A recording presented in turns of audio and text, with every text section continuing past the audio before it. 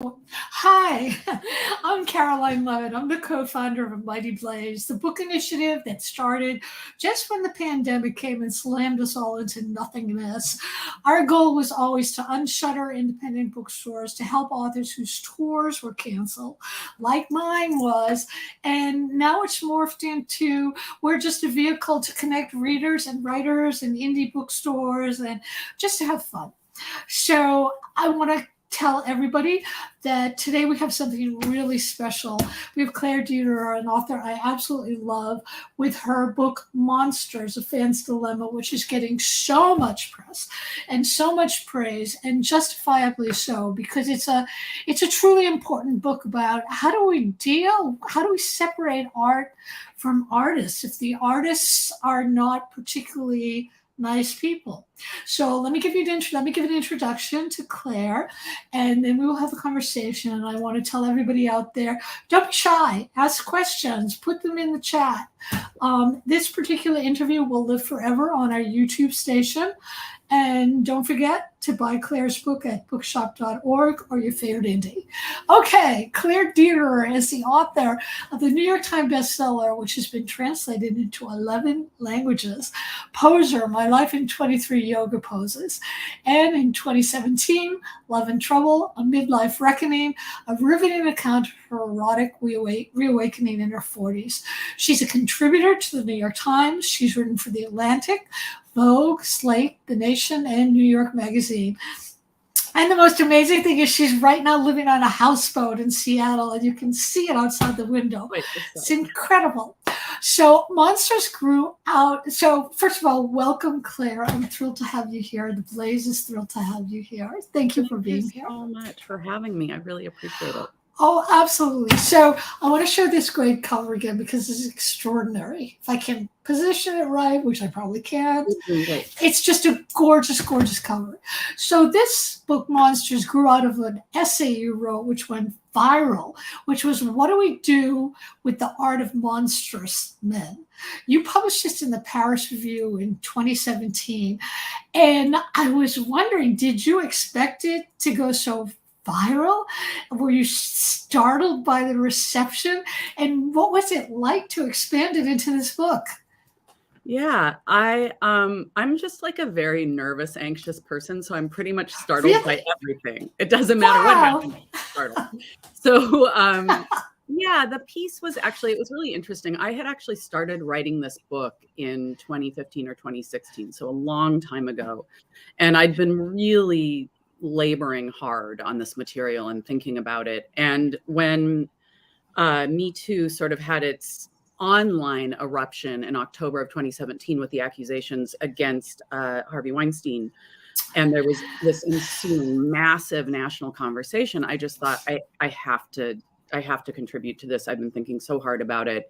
And so we were able to place the first chapter of the book in the Paris Review. And so to my mind, the chapter was always kind of an opening salvo. I always knew it was going to be part of a larger work. I hadn't really thought of it as a standalone. So it was a really interesting experience to have it explode like that in a few different ways. One of which was like, wait, I have more. That's not everything.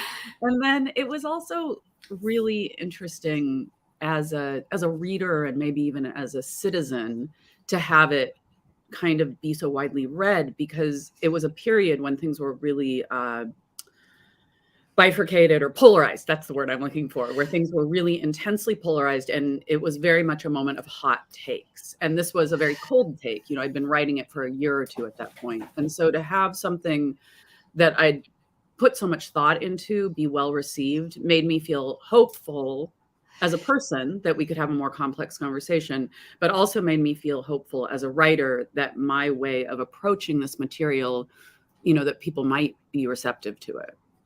Well, it's like everybody's talking about it. Actually, everybody's been talking about this kind of stuff in one way or another for a long time.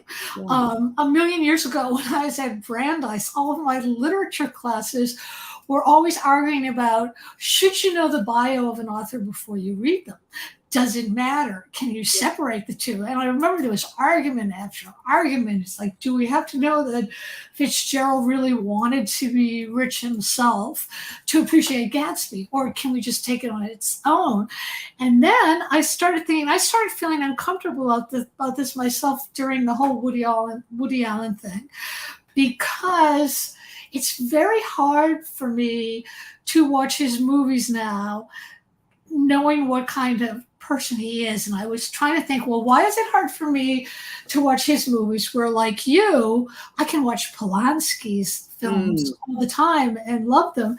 And I realized it was because, and I want to ask if you think this is true, for me it's because Woody Allen's movies are his life. Manhattan is about an older man with a 15-year-old girlfriend, and we're supposed to think that's cute and lovely and it's fine. Whereas if you look at Polanski's movie, The Piano, there's nothing in there about drugging a 13-year-old girl. Right. So for you, is that one of the ways we can decide about which artists are okay to like, or is this not an either or question at all? Yeah, I think it's really interesting the way you framed that. I think you just sort of opened a box and revealed many, many different questions that it took me, hundreds of pages to out. I think that, first of all, like, I want to start at the beginning of your question where you use the word decide. And I think that that's one thing that this book really goes after, is this feeling that we're deciding whether or not to let the biography influence. That's right. And I think that often when we have this conversation, there's this kind of way in which somebody will, I had this said to me many times, why can't you just separate the art from the artist? Or you should just separate the art from the artist. And it's like, well, I'm not making a decision here. This is not something where I have, read all the information about Woody Allen and decided then to not enjoy Manhattan. It's the word I come to in the book is stain. The information that I know about him is staining my experience with the work. Yes, that's right. It's voluntary. So it is, I think that it's, we think we're making decisions around this stuff, but what I wanted to valorize, certainly in the opening section of the book, there's a seaplane that's about to go off. So we're just going to live with that. There it goes. So certainly in the opening of the book, I'm trying to go after that idea and talk about the emotional component of what happens when we know this information. Sometimes information we don't even want to know, and how it changes our experience. And I think you're absolutely right when it comes to our experience of Woody Allen's work, because he's a character, because he's somebody with whom we identify. He plays a little powerless often especially in all his films. He plays the underdog. Right. And so we have this sense of identification with him. And I write about that in the book. Even as a little kid, I identified with him. And then we have this sort of overpowering issue of Manhattan, which is a relationship between a 40-something man and a 17 and then 18 girl, which echoes what would come to be his relationship with Soon-Yi. And so for my part, I can't pull out those two separate things. That is not possible for me to watch Manhattan without thinking about Soon-Yi. So I think that Woody Allen is a really special character in that his on-screen persona is so melded with his off-screen persona. Right. And then almost in a completely opposite way, you have Bill Cosby, where there's this schism between Dr. Huxtable, his character he's most identified with, and then with his own the behavior. Right. Right. Do you think also that, I think what kind of alludes this a little bit more is the whole question of the times, because I remember when I first saw Manhattan, this was before Me Too, and I loved it. I mean, but also I was going to, I guess I was in college then, I don't remember, but I do remember at the time that when I was in college, it was sort of like, well, of course the professors were sleeping with the students and flirting. It was just what they did. And of course there were groupies and stuff. So it didn't alarm me as much as it did when I thought about it later. And I think you're right. What made it more alarming was it didn't seem like he had changed. There he went out and there he was with Soon-Yi. Whereas if you take somebody like David Bowie, who, in the 70s, when there were tons of groupies and rock stars slept with everybody and nobody thought anything of it. Yeah, he slept with a 13-year-old girl. Like, bad, very bad, or however old. Yeah. But then it was sort of, he grew up and he grew into a different person who was a loving husband and a good person. So at least I think he was. Do we forgive early discretion? What do we do with early discretions when they're shaped by the times and when someone has sort of seemingly redeemed themselves? I mean, Woody Allen has never apologized for who he is. Is that part of it? I mean, it's so difficult. I mean, I think that there's so many things that, this issue of the times, I feel like so much of my work throughout my books has been with reckoning with the mores of the 1970s in which I was raised, and certain things that, certain things that were acceptable supposedly then and okay, but, many children were harmed during this period of so-called sexual revolution. And that is not to say anything. I think that many groupies who had sex with rock stars during that era were acting out of agency and were trying to participate in the rock and roll. And it's not to take away kind of, I feel like their story is kind of gets to have some heroism to it in a funny way. Right. But at the same time, having sex with young teenagers is not okay.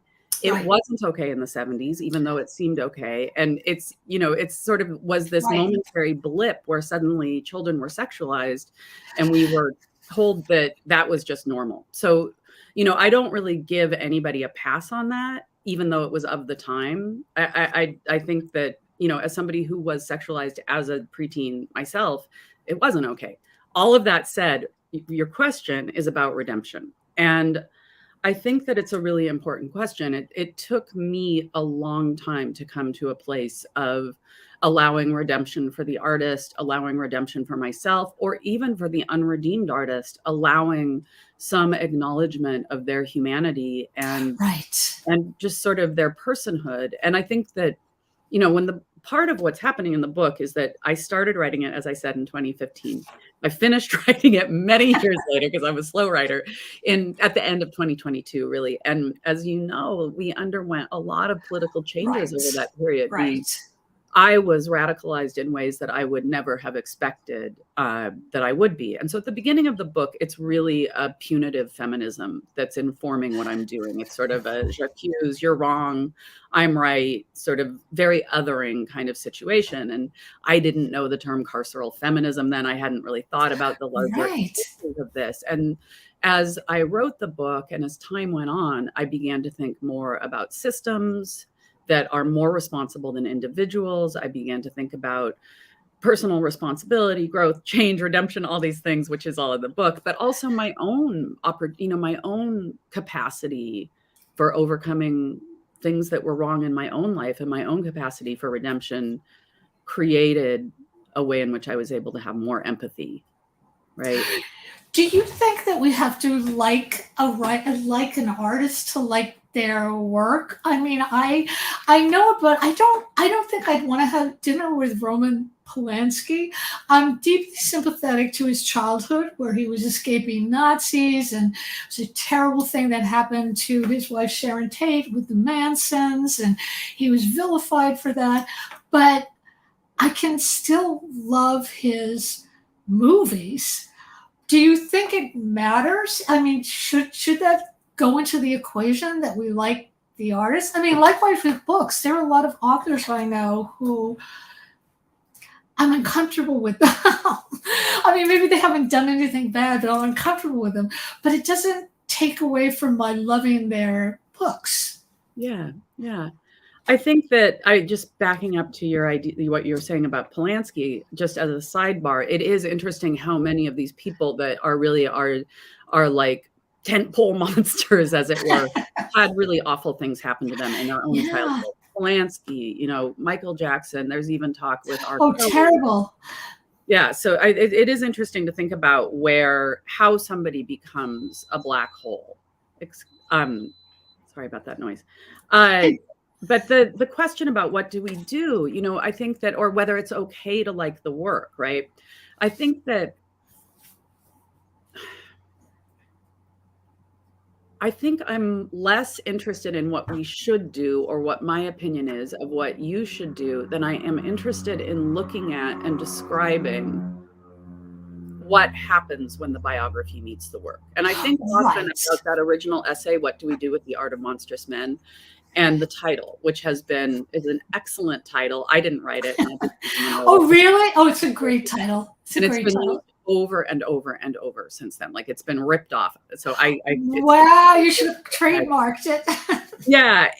But I sometimes think it set up the wrong question for the book, because the book isn't really answering what do we do with the art of monstrous men, even though not to scoop the end, but I do sort of have an opinion. Right. But what I'm really trying to look at is what happens inside the experience of the audience when they know something that disrupts your viewing. To scoop the book, I will say that, you know, every subjective individual's experience is valid. You know, I think that I really was trying to get at the way that each, you know, so you have the piece of art meeting the audience member, and then there's this sort of biography of the artist floating overhead. And in that case, the biography of the artist is one part of the equation, but the biography of the audience member is also a part of the equation. That's right. That was going to be my next question. That's okay. So I try to get it. The book tries to push against the authority of one particular audience. Right. Each audience member sort of has their own experience that is subject to history, that's subject to culture, gender, race, sexuality, all of these things that make them who they are. And for one person to come in and say, this piece of work is great and you should consume it, you should separate these two, or the opposite, this person's terrible, you should never consume their work, is raising up one voice too far above all other voices, right? It's giving this, it's surrendering authority to somebody who doesn't necessarily deserve it any more than you do. So I'm really trying to go at the subjective experience of the viewer and say, it's your feelings and your thoughts are individual to you and your life experiences. Because if we start to tell people what work is worthy of overcoming our distaste for the author's misdeeds, that's not good. Who gets to decide? That's right. Right. That's like who gets, you know, maybe the Cosby Show isn't a critical text for me or you, but it might be for somebody else who was growing up in the 1980s, who was consuming it in a different way than you or I did. So there's all kinds of elements that come into play that kind of speak to the audience member's responsibility and beyond responsibility, right to make these decisions individually. That's right. That's right. And isn't that what art is supposed to do anyway? To sort of create earthquakes inside of you, to disturb you or make you think or make you uncomfortable. Or, I mean, it's all different things that different people, not everyone, different people want from their art. So what I thought was really incredibly interesting was you didn't give women a pass either. You spoke about Anne Sexton, Sylvia Plath, who were abandoning mothers. And in our society, you know, abandoning mothers, like the worst thing you can be. What if they had been rapists? I mean, how does it change the story? I mean, what do you think in terms of women as monsters? Yeah, I mean, but they weren't rapists. So no, they weren't rapists. That's true.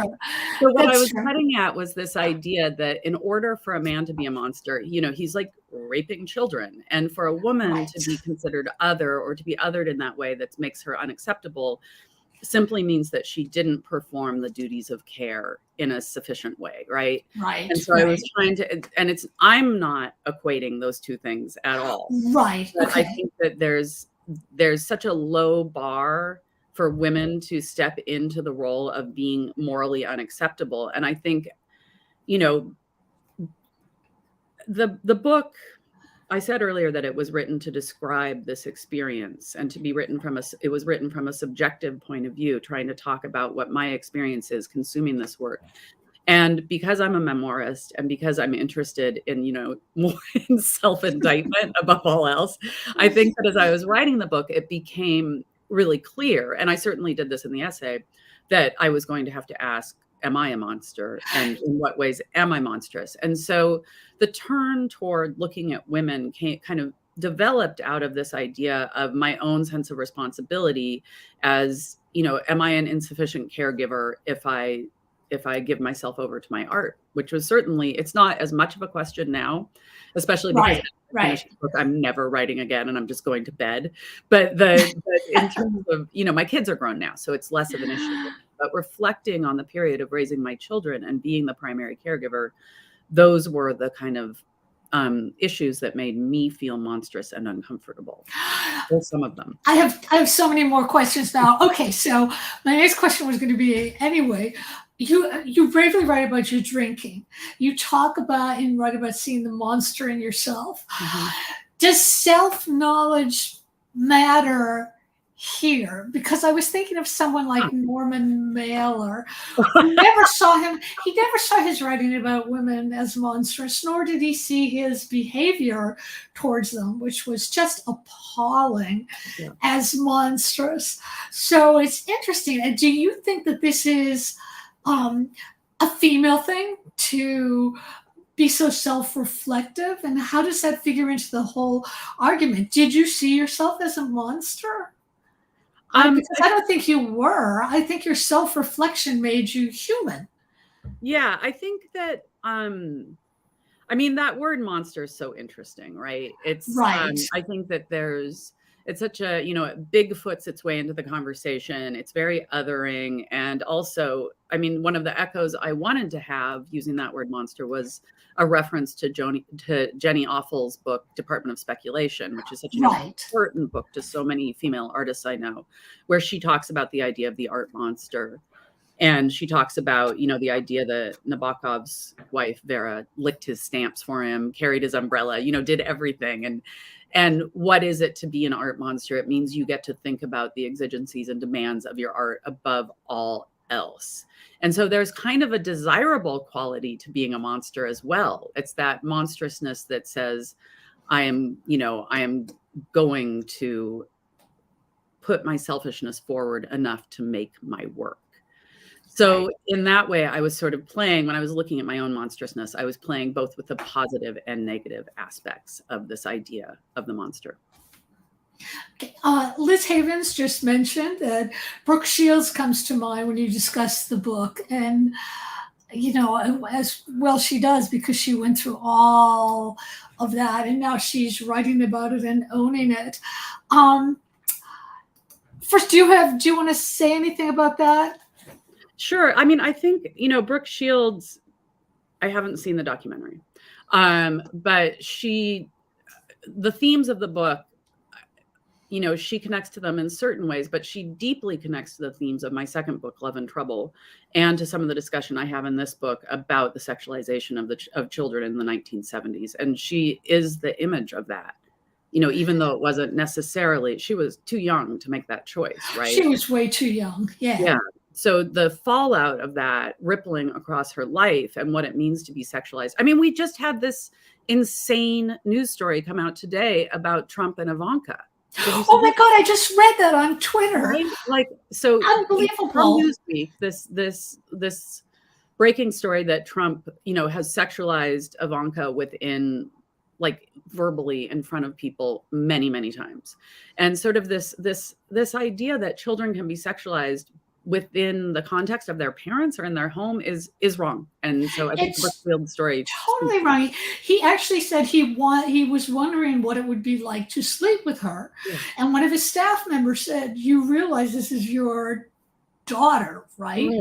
And he didn't. I know it's a horrifying story. It speaks to a certain way that it becomes, I don't want to get into a big thing about republicanism, but it gets into a Trumpian republicanism does sexualize women. It does. I know your value on your sexualization, and I think that idea of that. I think that is something that the Brooke Shields story is so heartbreaking. I'm just uncoupling that from the discussion of republicanism, but it's so heartbreaking because of the involuntary nature of what she went through. Right. She was just too young to know what was going on. I want to talk about your being a critic. Okay. Some people feel that a critic should not get involved in the review, that there should never be a sentence like, well, I would have preferred, because the piece is about the artist, not the writer. Mm-hmm. But in terms of being a critic and in terms of this book separating monstrous acts from art, doesn't the writer's personal feelings and history color how they view a work of art or how they criticize it? Isn't being subjective always important? Yeah, I mean, I think that subjectivity and criticism is not even a choice. I think that every critic is writing out of their own subjectivity. It's just that some critics have had the privilege of not having to acknowledge their subjectivity. That's, that for a long time, critics tended to be white men reviewing work by white men. Right. And the perceived audience is white men. So if you have this like pipeline between these three parties, your own subjectivity is completely invisible to you. And I write about this in the book. And yet, a white man in 1960 was just as subject to history as a woman writing now, a person of color writing now. At every moment, everyone is shaped by their subjectivity. It's just some of us have been made aware of it, whether we want to be or not. And so I do think each critic has a responsibility to understand their subjectivity, which is not to say, I will add with a bony pointing finger, that we don't focus on the author's work. Right. So you can acknowledge the I voice of criticism and still lift up the author's work, or I'm a book critic, so I'm saying author, the film. You don't have to make it all about you. In fact, I'm just going on a little mini rant here, which seems to be my theme this morning. The ability to contain, share, and sort of foreground the author's own language and the author's own kind of gift and story is something that's being lost in book criticism, to my mind. And I want both. I want a criticism that can acknowledge its subjectivity and simultaneously shut itself up long enough to let the author speak for him or herself. Right, exactly. We have another audience question. Yay. What surprised you the most about this book? I'm going to send that one to you. Oh, to me? Yeah. What surprised me the most about this book? How it turned everything that I thought about art sort of upside down. I mean, it made me angry at these men. It made me sort of angry at myself, because I remember when the first Woody Allen stuff came out and people were talking about it and taking sides. The taking sides made me feel really uncomfortable. Like, why did it have to be both ways? Why couldn't it almost be like Christianity? You hate the sin, but you can like the sinner or love the sinner, so to speak. But also, what really surprised me about this book was, beside how brilliant it was and how thoughtful, and how I kept thinking this is a conversation that needed to happen a whole lot of years ago, not just now. And I mean, we were talking before we started the interview, and I told you that I reread the book because I wanted to be sure to ask the right questions. And that's based on this whole idea of, what are the right questions to ask? What are the right pathways to go? I mean, and obviously it struck a nerve because everybody is talking about it. I mean, it's been reviewed everywhere, which is great. It's been raves, and it's totally on people's minds now. And what also surprised me about this, which I also loved, was that you did not give a definitive answer. Yes, you were supposed to approach art this way. And yes, you're supposed to approach artists that way. And I liked that, because I felt you close the book and you continue the conversation. And I thought that was great. And I'm thrilled that it's so huge. I wanted to talk about J.K. Rowling for a minute. She, she was instrumental in getting hundreds and thousands of boys to love reading, which is a really good thing. And yet she said some incredibly ugly things about trans people. So how do you handle that if you have a boy and you want your boy to read the Harry Potter books? Is it that, well, it's not necessary for your child to know that she's anti-trans? And what if your son is trans? Oh, no. I think this is beyond my purview, what you should do about your kids. But I will say that, it's funny, a friend recently read the book and said, J.K. Rowling's statements aren't as nearly as offensive as other statements about trans people that have been made. And that's sort of entirely not the point. The point has to do with the fact that you have this world that she's created so beautifully. I mean, I love the books and I love what she did. And my kids were both Harry Potter readers, and we were very much part of the Potterverse when my kids were growing up. I went to LeakyCon, which is the Potter convention for kids. We used to go see Harry Potter themed bands. Like, it was very much part of my world. All of those things speak to the fact that kids were living in their imaginations in this world she had built. They had such a high level of fan engagement, right? And they were so collapsed with this world that now retrospectively we look back and say, oh, there's an awful lot about sorting and othering and classifying people in this world. But at any rate, and we start to think like, oh, there's problematic stuff throughout the books that's been reflected on now. But even so, there's many children who've grown up reading these books where it was a world they escaped to. Who needs to escape to worlds? Well, everybody does. Everybody does. Who needs it more than other people? Kids who feel they don't belong. So a lot of kids who had this intense relationship with the Potterverse, with Harry Potter, were queer. They turned out to be trans or they were trans then, but they expressed themselves as trans as they got older. What do? And the example is meant more as an illustration of the profound heartbreak that can happen when the work is so important to you and when the crime is so denying of your own humanity, right? So I think that what I am so fascinated by in the Harry Potter example is that it really speaks to something you talked about earlier, which is the idea that art should cause an earthquake inside of us. And I think that when you sort of boil down this question, on the one hand, you have this sort of terrible, terrible crime. And on the, the terribleness of the crime. On the other hand, you have the love of the work. And what surprised me writing the book was how hard it was to talk about the love of the work. It's very easy to say what was wrong. It's very hard to talk about what it is that this art is giving you. It seems like so fluffy and light in comparison with the idea of this crime. And so the Harry Potter example is so profound because the love of the work is so deep, and the crime is so not the crime, but the speech is so personally directed at the people who loved the work. What would I do if I had a kid now? It would depend on their age, but I would probably, I think in almost all cases, people can handle more information. Right. And I think it's okay to talk this stuff through. I think we can talk about the passages in Willa Cather's work that are racist. We can, there's all kinds of things that we can, if we can have a conversation about it, that's the first step. And it's also the first step to not throwing the work out, which I think is something that should be decided by each person, not again by some abstract authority that maybe we call the internet. Okay, let's push the boundaries a little. Let's talk about Hitler. What if his art was magnificent? His paintings were terrible. They're like vapid, terrible, awful paintings. Everybody agrees. But what if his artwork was truly wonderful?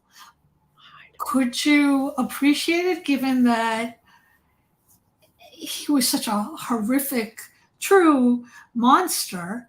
And then we get into even murkier territory because he started out as a little boy. He had terrible parents, brutal father. How how do you, it's in a way, it's almost easier just to say he was completely and totally horrible, and I wish nothing but horrible things to happen to him. But what if he was a good artist? I mean, right. Yeah. I mean, I don't know the answer to that. I'm not trying to, I'm Jewish. I'm not trying to say anything. It's just an interesting question to me. Well, I think it's actually a really interesting question in terms of pointing toward the terminal nature of some information that we've received. So, it goes back to this idea that you can choose your response. Right. I just spoke about the importance of the love of the work, but at the same time, our experience of biography is not chosen. We know what we know. And if it's a terminal piece of information, it's okay to, of course you shouldn't consume the work. There's absolutely no reason that you ought to. I think that the reason you brought up earlier, sort of why now, this idea that right. question. And I think the reason that this is such an important question right now has to do with the inescapability of biography. Right. That biography, when I was young, I'm 56, and when I was young, it was very hard for me to know information about artists whose work I loved, especially if you were interested in non-mainstream culture. You knew nothing. I mean, these records would just sort of fly through space and land at your feet. Who are these people? So that has utterly reversed in my lifetime. It used to be you'd be lucky if you could find a biography of the Beatles. Now everything about the Beatles can be known. Oh, I know. And we know everything about, for instance, Taylor Swift, to use a very recent example of someone who we knew too much biography about. And so this consumption of biography is, it's yet another thing that's not voluntary. It is the internet. Your biography, my biography, social media, the way information comes to us is what the internet is made of. And our economy is based around the internet. I mean, this is capitalism is an exchange of information that's being monetized. That's what's happening here. And so the biography piece of it is happening to us for a reason, because someone's making money off of it. And we can't escape it. And that's why this question is so important right now. It's very hard to turn our back on biography. And so Hitler's sort of like a metaphor for the internet. We know about Hitler whether we want to or not. We know about his misdeeds whether we want to or not. And the way that terminates our experience of theoretical art that he might have created is, it's final. And that's okay. It's also completely fascinating. I have a few questions that I always ask every writer who comes on here. So because I am such a completely obsessive personality myself, I always ask, what's obsessing you now and why? Thank you for asking. Well, I told you, I'm very interested in different, I'm very interested in different expressions of the idea of the void. That's something I'm thinking about constantly right now. The sort of idea of the abyss and different things that make humans have this understanding of their own mortality and sort of the nothingness that lies beyond. I'm sorry to give a lot, but I'm thinking about that all the time. Perhaps related, I'm totally obsessed with bears. Beyond. I'm fascinated by bears. I can't stop thinking about bears. I can't stop going to see I go to see the bears at the zoo here, maybe once. Wow. I have Why? I'm really into bears. I hike and I'm in the mountains all the time. I've never seen a bear in person, as it were. So I'm totally fascinated by bears. And then finally, the other thing I'm really interested in, again, void related, is sinkholes. I'm really, really fascinated by sinkholes right now. Right. And the world just opening up and the underneath becoming visible. Okay, I have to ask you, if you're interested, have you read Quantum Physics for the layperson at all? No. Because that quantum physics is totally about the void and how scientifically there really might not be a void. There's just sort of, I can't explain it well, but I'm obsessed with it. And I read it all the time. And it's actually very comforting in its own way, because it's all about how the universe and how everything we think we know is not really what's out there, and we're discovering more. And I think for a void loving person, You would like to read. You would like to read some of it. Okay, Okay, so I've made a note with stars around it. okay, so the other question I always like to ask is, what's the worst writing advice you've ever been given? And concurrently, what's the best advice you would give to young writers or any writers who are listening in now? Yeah, that's a great question. And I think that they're probably kind of two sides of the same coin. When I was first starting out, I called a friend of my parents who was a newspaper reporter, and I noticed now that he was no longer a newspaper reporter, that he'd become a public relations person, which might be crucial to this story. So I called him up and I said, I'm trying to become a writer. Do you have any advice? And he said, don't do it. There's so many other people who are doing it. You'll never succeed. No one gets to be a writer. You and your story is not unique enough, and your voice, your point, he'd never read my work. Your point of view is not unique enough to sustain a career. Oh, that's so terrible. It was That's terrible. so terrible, terrible, and wrong. And utterly wrong. And so that's the untrue. side. I mean, I think that I know that this is a little bit Pollyanna-ish, but my advice is just simply, why not you? Right? Yeah, Like that's right. Why not you? Why wouldn't it be you? And I've been saying this to young writers for decades now. It's just, it's got to be someone. And I love that. I love that. I'm gonna tell my students that is like so totally wonderful. Okay, so I'm going to, let me see if we have any last questions. I want to tell people out there, just remember that this is going to live on the Mighty Blazes YouTube station forever, and you can comment there. You can also still be on the Mighty Blaze Facebook page, so you can comment there or ask questions there. They might not be answered though. Please go to your favorite independent bookstore or bookshop.org to get all of Claire's books. They're all completely wonderful, and especially this completely gorgeous, provocative, extraordinary, and very important book. And don't you all wonder, like, what the face is under that mask? It's Picasso. Oh, it's Picasso? Mm-hmm. Oh, that's great. I didn't know that. That's perfect. Yeah. That's perfect. I should have known that, and I didn't. No.